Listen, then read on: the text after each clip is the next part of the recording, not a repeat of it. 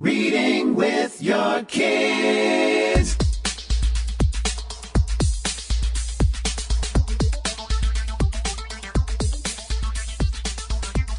Hola, ni hao, konnichiwa, assalamu alaikum, jumbo, bienvenidos. Hi, my name is Jedlie, and this is the Reading with Your Kids podcast, an iTunes #1 kids and family podcast.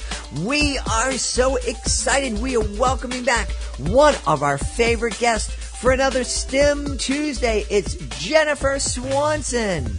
We are also so very, very happy to be welcoming a brand new sponsor to the show, Little Passports. Little Passports is the perfect holiday gift for curious kids of all ages. Little Passports delivers fun-filled packages right to their door every single month with engaging hands-on activities, interactive projects, and unique souvenirs just waiting to be discovered. Little Passports monthly subscriptions are designed to spark your child's curiosity about geography, world culture, or science. From exploring sea creatures in Costa Rica to building a big bin like the one in England or making an ancient Greek headpiece, every month is a different adventure that will fuel their imagination and spark their natural curiosity of the world around them. It is the perfect gift for kids ages 3 to 13 this holiday season. Order today by going to littlepassports.com/reading. Coming to us today from Chicago, right outside of Chicago in Illinois. Normally she's down on the first coast of Florida, down in Jacksonville. She is our Dean of STEM. Please welcome back to the show, Jennifer Swanson. Jennifer, how are you? I'm doing great. Thanks for having me, Jed. Awesome to have you back. You know, pop music has Jenny from the block. We have Jenny from the lab, and we're really happy to have Jenny from the lab here. And Jennifer Swanson is the driving force behind a great blog called STEM Tuesdays that Jen will talk about. And once a month, she comes in here and she shares one of those STEM Tuesdays, and it's wonderful. And today we're talking about some really creepy stuff that kids are going to love. Why don't you give us an intro, Jen? Okay, so thanks. So this month is, since we're doing the podcast, we're actually 2 months behind the blog. Okay. This is the August one, but you can go back and take a look at it. We're so excited. It's called Checking Your Health. Checking Your Health. Okay. Yeah. But the cool thing is the books on this list are like bubonic plague, pandemic, Ebola, Fears and Facts by Patricia Newman. Let's see what else. We have Human Body Theater by Maris Wicks, which is a graphic novel. Graphic novels are starting to take off. Mm-hmm. I think they're really cool, particularly for nonfiction. And it's perfect. This book is perfect for young biology students. It's kind of like a game show. There's a master of ceremonies that leads the readers through a theatrical review of the human body. So it's almost, I guess maybe not a game show, more as like a theater. Uh-huh. Like they're putting on a play. So this is a really cool way for kids to take a look at how the body works and for teachers to engage them. You know, even maybe the kids that don't like STEM so much or think STEM might be boring. Mm-hmm. Because there's a little bit of, this is probably a STEAM book, remember, with the art. Yeah, absolutely. And then we also have another comic series called, by Tori Walcott and Alex Groudens, called Plagues, the Microscopic Battlefield. I love it. I love it. You know, this topic, it really is fascinating. Actually, when I was on tour, it was 5 years ago, and we were touring the South, and it was part performance tour, part visit college tour with my daughter. She was, trying to decide what college to attend. And we had a young medical student from Italy with us. So traveling around the country, I have these two amazing young women traveling with me, and we're in Atlanta. And Chiara from Italy was down in the lobby, doing some work, kind of, getting out of the room and everybody getting their own space. And while she was in the lobby, she struck up a conversation with somebody who works for the CDC, and they said, by the way, do you know we have a great museum here in Atlanta? Oh. And she came up and she said, we must go visit the CDC museum. And I said, okay, I'm up for it. And so we went, and it was the craziest thing. My car was literally searched top to bottom. Before we went in, yes, we had to show multiple pieces of identification to get in. I had to open up all my prop boxes and sound systems. Oh my gosh! And now, were you invited, or can anybody go? Anybody can go. But you have to go through all of this security. You do, and I'm kind of glad because we actually went into the building. The museum is in the building where all that plague stuff. We didn't go near that part. That's very secure. But in the museum itself was a museum of disease and how we discovered diseases and how we battle diseases. And so we're the only people in the museum because it's kind of daunting getting in there. Yeah. And but it was free, so that was good. But and it was fascinating and so really, really creepy. And it just happened to be while we were there, the museum also had this, in another part of the museum, there was this other kind of weird visual kind of display that had this creepy little tingling kind of wind chimey sound going off every once in a while. And we were wondering if we had been infected by one of the diseases and we were like hallucinating or something. Well, you realize next time I go to Atlanta to visit my daughter, I now have to find this museum and go there. Absolutely. But I'll make sure it'll be like going to a concert, where you bring your tiny little purse, yes, right? Yes, yes, Like, yes. But bring 2 forms of ID, because that's crazy. It really was. But like I said, I'm really glad. I'm really glad that they take security seriously at the CDC. There's no one getting in there and stealing something without having to try really hard. No, that's like going to the National Archives. When we went to the National Archives so I could do research there, they take all your stuff. Like, you can only go in with your papers, and they all have to be numbered, I think. And so you go in with what you come out with or whatever. I just remember the same kind of security. Now, that I get, because you don't want people walking off with, files and all this kind of stuff. Mm-hmm. But I am going to have to check that out. The CDC, that sounds like right up my alley. Yeah. That and Heather Montgomery would go there, right? Absolutely, absolutely. Heather is, as I call her, the queen of yucky science. And there's all sorts of yucky stuff there. And I love this. We have to check out these books that are part of your suggestions on STEM Tuesday. I love this plague and graphic novels, and that's something that my son loved, and I didn't appreciate the fact that it is reading, and it took me kind of a while to just kind of appreciate the fact that reading comics and reading graphic novels is reading, and that it's a lot more serious, and that it's real reading, and the writing is really good, and there's a real high quality of writing and information that are found in those books.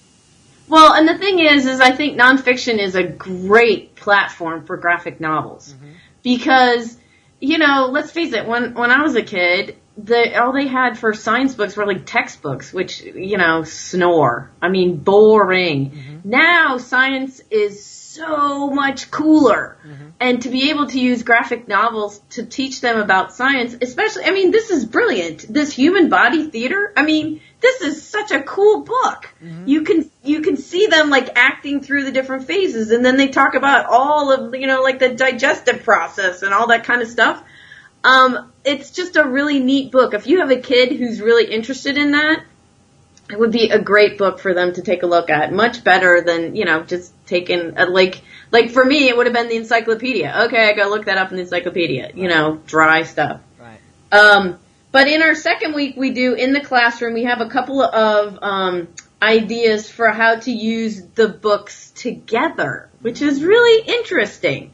So if you take the bubonic plague book by Gail Jarrow, and you take the Ebola book by Patricia Newman, and you kind of compare and contrast them, you might be able to talk about the different types of plagues or diseases, how the people got them, why they got them, where they started. You can do a compare and contrast with your students, and get them thinking. And then, if you want to translate this into literacy, which we're all about writing these days, have them write a journal about if they got this plague or one of their friends that got the plague.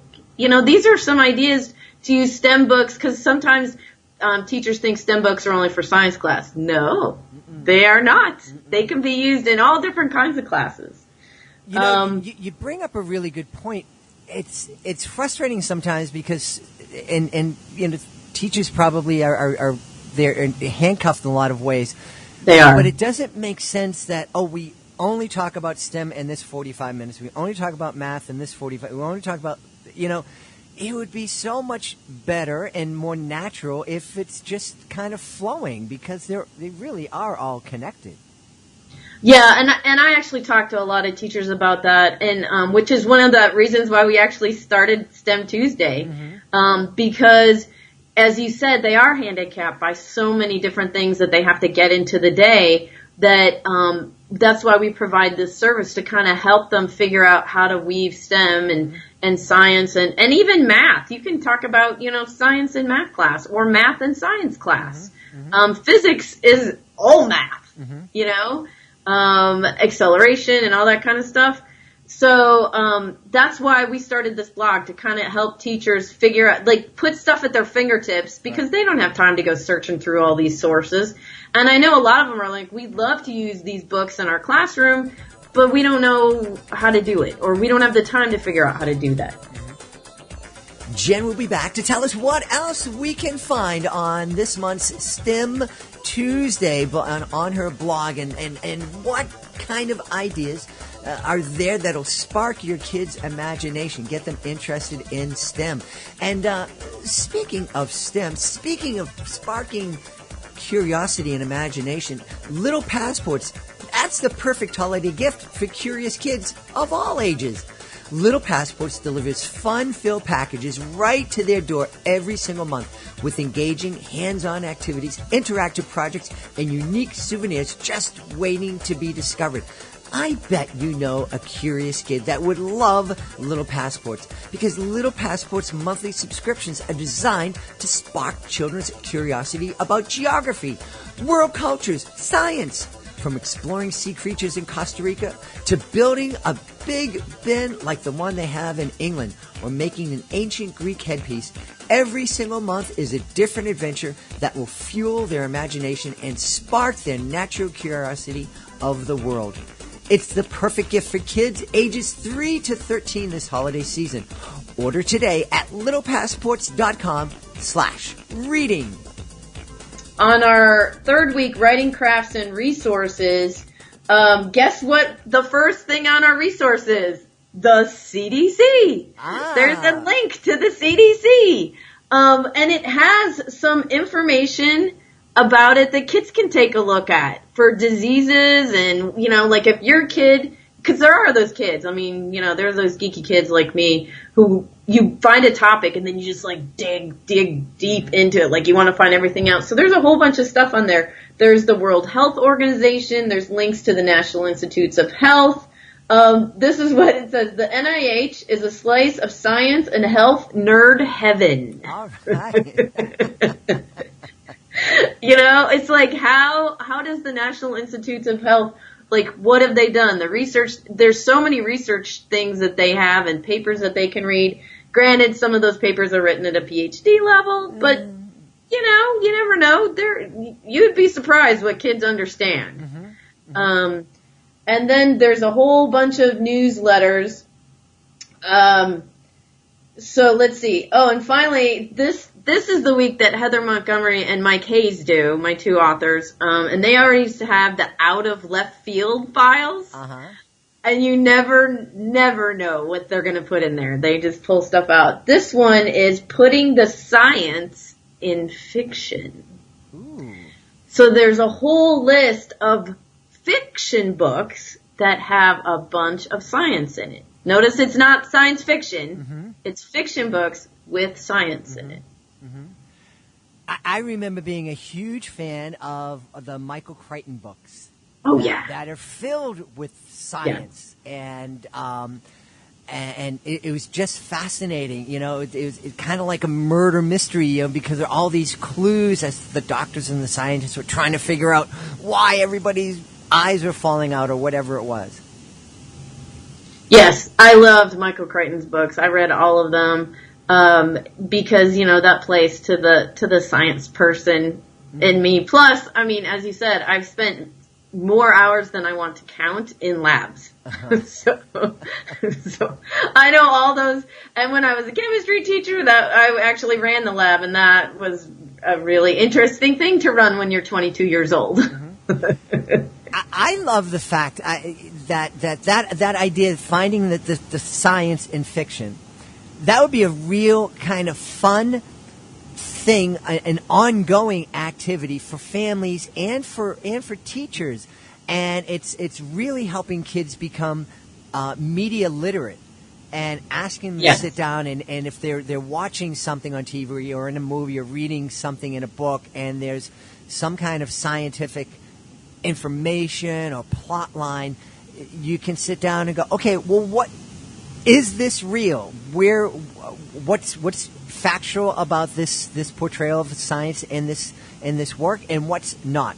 And getting the kids, not only getting them interested and curious about science, but also helping them become more literate in terms of media and determining what it is and not just taking it at face value. Yes. Well, and the interesting thing is, if you look at all of these TV shows that have, you know, take place in hospitals and whatever, they all have experts attached to the show that are doctors or have medical degrees or understand what they say. There was, you know, the very first one, MASH, if you remember back that far. I loved MASH. There was a doctor who would go over all the scenes to make sure everything was right. I know The Big Bang Theory, if you watch that, there's a physicist who, I've read articles where he actually writes all the stuff that's on Sheldon's, you know, like his whiteboard in the back. I think the physicist actually writes it, and they're like real equations and everything because they want to make all of those TV shows as accurate as possible. Mm-hmm. So, you know, hey, that could be a career for some kid, right? I mean, you know, be the science expert on a TV show. It probably pays really well. I'm sure it does. Yeah. And we talked, one of the things we had a discussion with Patricia Newman not too long ago about scientific teams and the fact that you don't need to be a scientist or a doctor to be part of a team that advances scientific knowledge.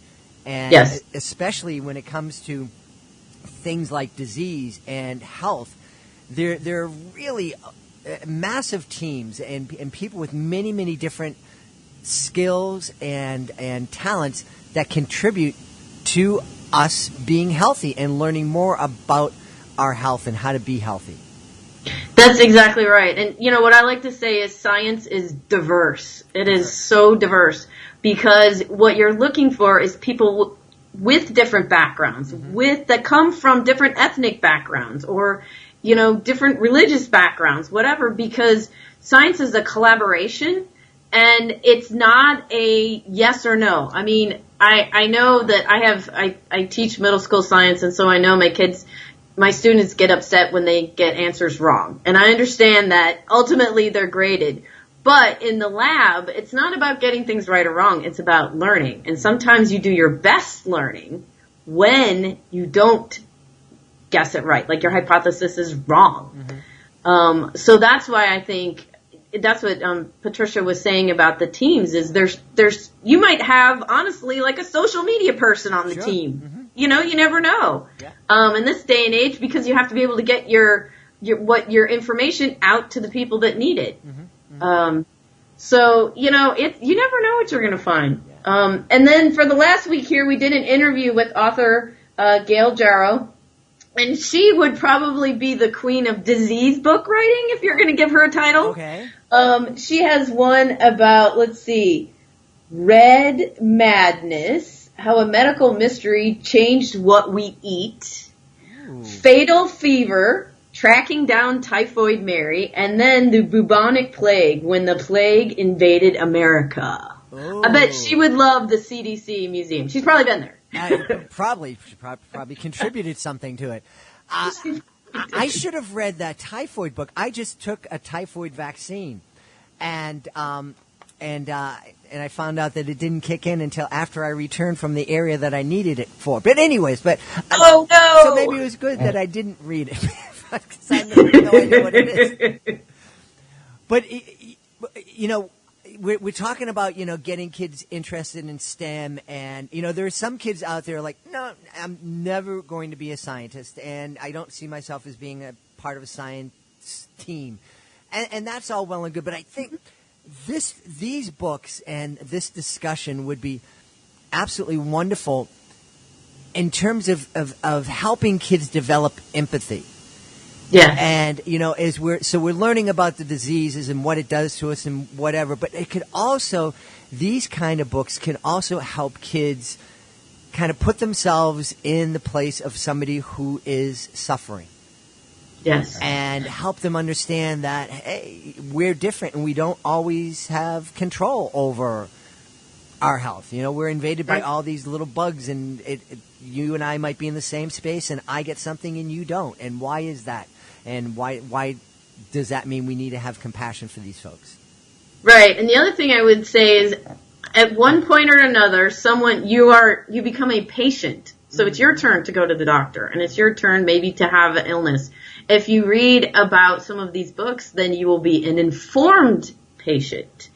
So, I'm not saying you go in and challenge your doctor, but I'm saying it's a good thing for you to have read up and understand a little bit about what's happening, and maybe, what are the symptoms of a cold versus an ear infection versus whatever. I mean, granted, stuff like that really interests me because I came very, very close to becoming a doctor. Uh-huh. But, I still believe that everybody should be an informed patient. I just, You should know a little bit about what's going on. Absolutely, and I find that stuff fascinating, and really, you have to be your biggest advocate, and we have to teach our kids that they need to be their biggest advocate for their health. Yes, absolutely. Yeah. So we hope this month inspires them all to do that. So it's August, STEM Tuesday. So even though this will record a little bit later, if you want to go back and look it up, feel free. And finally, don't forget, every last week of the month, we do a giveaway of a book. So all you have to do is put your name in at the bottom of that post. And sometimes we only have 3 people that we have to choose from, but you could win an autographed copy of the book from the author. And we shared one of your books that was autographed with my wife's class, and they love the book, but the fact that it is autographed, the fact that the author touched this, she wrote this, and she wrote Miss G's class. It's really, really cool, and such a great thing, and it's so easy, and the chances are your chances of winning are very, very good. So, if we only have 3, it's 1 in 3. There you go. So remind people the address where folks can find STEM Tuesday. Well, the easiest way is just www.stemtuesday.com. STEMtuesday.com, and you can find all these great books on their August 2018 entry, so check that out. Jen Swanson, our Dean of STEM, thank you so much for being here. Thanks for having me, Jed. Please be sure to join us for the next edition of the Reading with Your Kids podcast. Our STEM theme continues as we welcome Shelby Wild. Shelby Wild is coming in here to talk about her book, Scavenger Scout Rockhound, and talk a little bit about how we can get our kids interested in the world of geology. Hey, Little Passports is the perfect holiday gift for that curious kid on your shopping list. With the subscription to Little Passports, kids get a fun-filled package each month designed to inspire their curiosity in geography, world culture, or science. It's great for kids of all ages. Order today at littlepassports.com/reading. We want to thank Jennifer Swanson for being here today. We love her STEM Tuesday appearances on the show. We love to inspire kids, inspire parents, giving them great ways to come together with their kids to explore the world. It really is awesome, and Jen is such a great guest. Hey, we also want to thank you. If you've already taken the time to visit iHeartPodcastAwards.com to vote for the Reading with Your Kids podcast as the best kids and family podcast in 2018. Thank you very much. If you haven't done it yet and you're planning on doing it, well, thank you in advance. It really is easy. You just need to go to iHeartPodcastAwards.com. iHeartPodcastAwards.com. I don't know why I can't say that. iHeartPodcastAwards.com. You can vote up to 5 times each day. Whether you vote 5 times every single day or just once, we really appreciate your support, and we're so very happy you're part of our beautiful Reading with Your Kids podcast family. And we want to thank you. Thank you for taking the time to join us today. And as always, thank you so very much for taking the time to make the world a better place. And you are making the world a better place every time you read with your kids. I'll be looking for you in the next edition of the Reading with Your Kids podcast.